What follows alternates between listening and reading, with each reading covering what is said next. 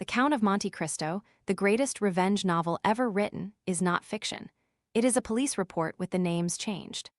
In 1807, a young French shoemaker named François Picaud was engaged to a wealthy and beautiful woman in Nîmes. He was, by all accounts, happy. This made him enemies. 4 acquaintances, jealous of his good fortune, or his girl, or simply his contentment, denounced him to Napoleonic authorities as an English spy. It was a lie of breathtaking pettiness, and it destroyed his life completely. Picaud was arrested, imprisoned without trial, and spent 7 years in the Fenestrelle fortress in the Piedmont Alps.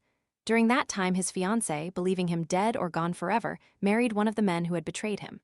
Inside prison, Picaud befriended a dying Italian priest named Torri, who revealed the location of a treasure hidden in Milan. When Torri died, the treasure passed to Picaud. When Picaud was finally released in 1814, he was no longer a shoemaker.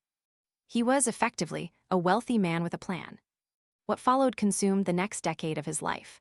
He returned to France under a false name, located each of the men who had destroyed him, and proceeded methodically. The first conspirator, the one who had actually written the false denunciation, was poisoned. The second had a son Picaud falsely implicated in a crime, sending him to prison.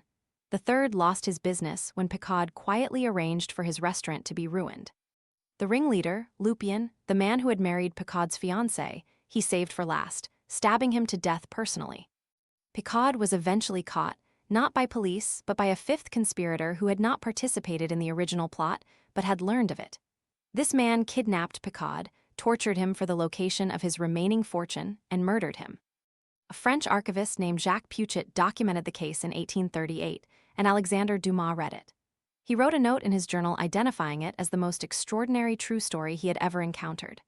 By 1844, he had transformed it into The Count of Monte Cristo, replacing the real ending, ugly, incomplete, and squalid, with one in which the Avenger escapes cleanly with his soul intact.